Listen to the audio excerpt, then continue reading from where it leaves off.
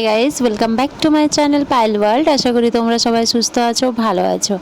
আমিও সুস্থ আছি, ভালো আছি। আজকে শনিবার, বর্ষা নেমে গেছে। আজ অনেক দিন আগেই চারিদিকে প্রচুর পরিমাণে বৃষ্টি হচ্ছে, তার সাথে আমাদের মেদিনীপুর শহরও বেশ পরিমাণেই ভিজে চলেছে। এতদিনের এত গরমের পর এখন বর্ষা নেমেছে।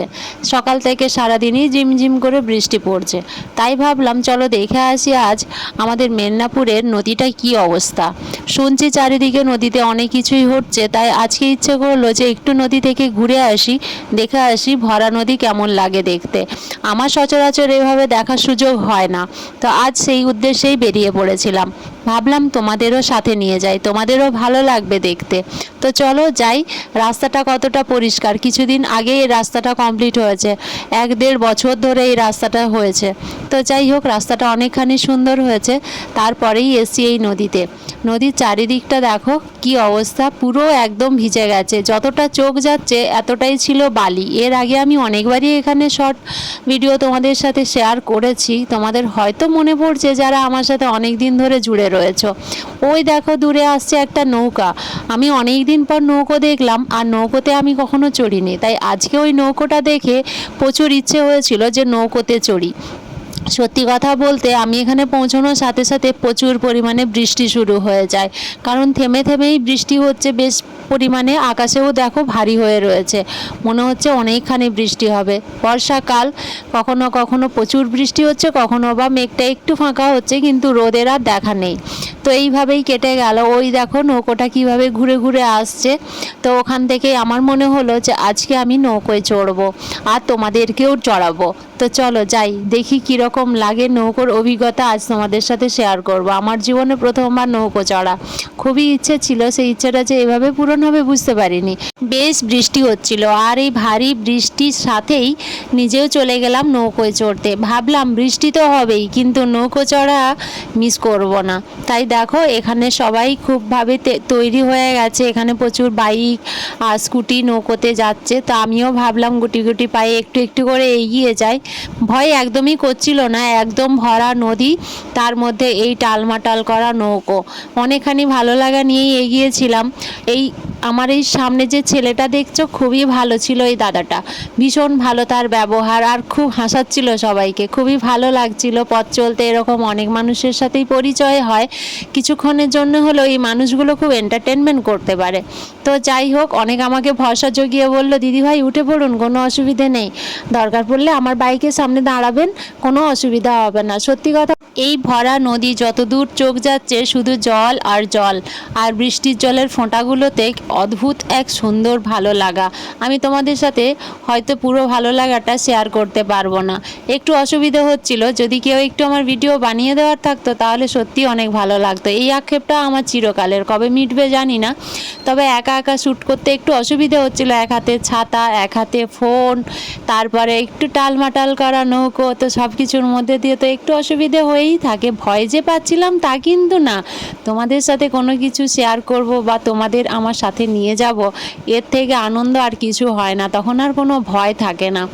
জলের স্রোত দেখেছো, কত জীবজন্তুই না ভেসে আসছে এই জলের মধ্যে দিয়ে, দেখতে খুব খারাপ লাগে। প্রচুর জলের স্রোত, এখানে অনেক মানুষের অনেক বিপদ ঘটে গেছে, কারণ এই ভরা নদী, আষাঢ় মাস, চারিদিকে শুধু বৃষ্টি আর বৃষ্টি, এর মধ্যে ভালো মন্দ অনেক কিছুই হয়ে থাকে। এই মানুষগুলো কত কষ্ট করে এপার ওপার করে প্রত্যেকটা দিন এইভাবে ভিজে ভিজে, খুবই খারাপ লাগে। কিন্তু তবু যাতায়াতের সুবিধার্থে এই যে নৌকোর এক ব্যবস্থা করা হয়েছে, এটাও অনেকখানি আমাদের জন্য।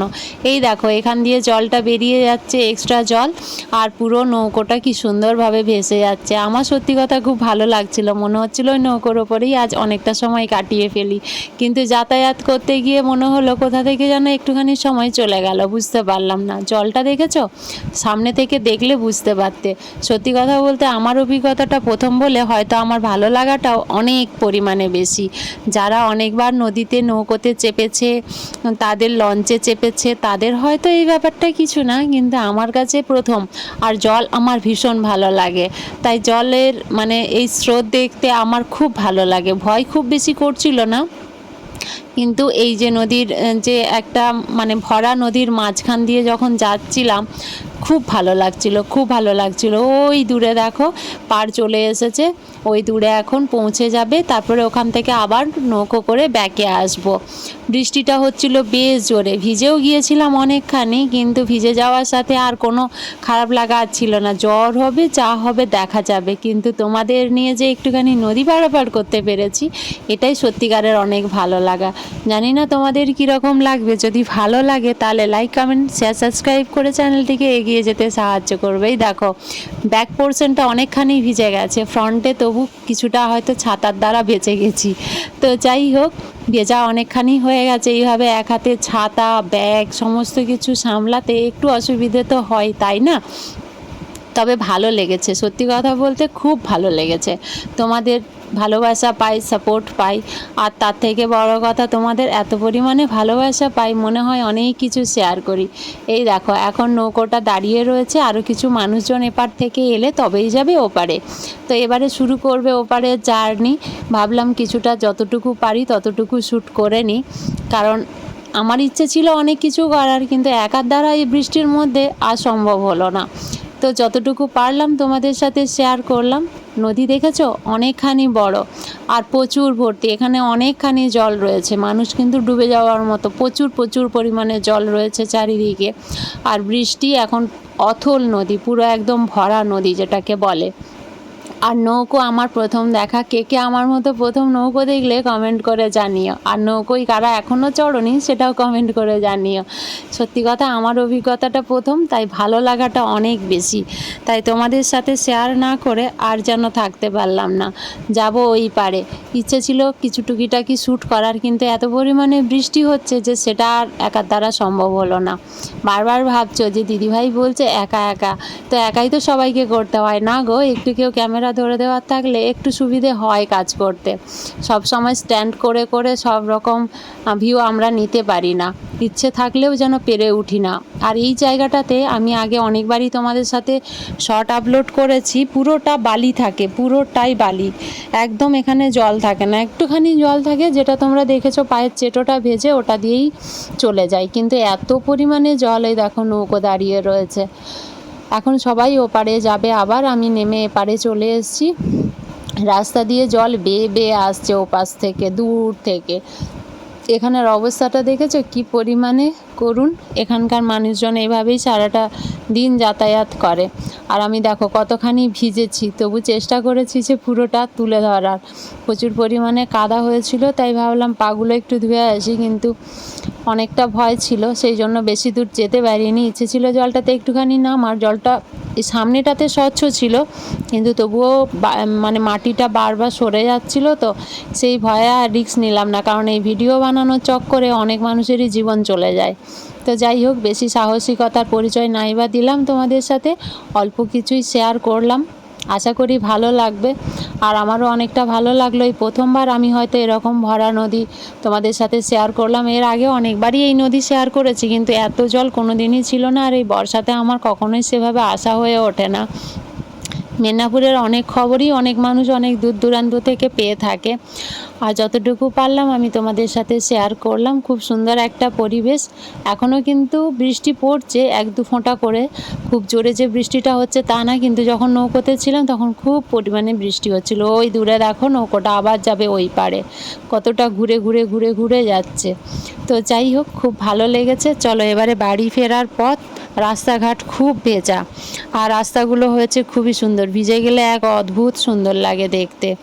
আর মানুষজনের যাতায়াত তো রয়েইছে। এই রাস্তাটা নতুন করেছে আমাদের এখানে, এই রাস্তাটা মানে করতেই 2 বছর লাগিয়ে দিয়েছে, কিন্তু রাস্তাটা সুন্দরভাবেই করেছে, কারণ এই রাস্তাগুলো খুব তাড়াতাড়ি নষ্ট হয়ে যায়, প্রচুর গর্ত হয়, আর প্রচুর মানুষের অসুবিধে হয়। এটা তো রেগুলারে যাতায়াতের পথ, তাই অনেকখানি অসুবিধা হয়। তোমাদের যদি ভালো লাগে তোমরা লাইক কমেন্ট শেয়ার সাবস্ক্রাইব করে চ্যানেলটিকে এগিয়ে যেতে সাহায্য করবে, আর সুন্দর সুন্দর কমেন্ট করতে একদমই ভুলবে না। তো চলো আজকের ভিডিওটা এখানেই এন্ড করি, বাড়ি ফিরে একটু গরম পকোড়ার সাথে আজকের দিনটা শেষ করব, সেটা তোমাদের সাথে শেয়ার করা হলো না, পরে আবার করে দেবো। এরকম শর্ট ভিডিও তো তোমাদের সাথে অনেকই শেয়ার করে থাকি, পকোড়ার ভিডিও, সেরকম শর্টের মাধ্যমেই হয়তো শেয়ার করে দেবো। তো চলো ভালো ভালো শর্ট ভিডিও আনবো, তোমরা কমেন্ট করবে, পাশে থাকবে, সাথে থাকবে। 9টার সময় লাইভে আসি, চেষ্টা করবে লাইভে জয়েন করা। যারা আমাকে ভালোবাসো তারা তো আমার সাথেই থাকো।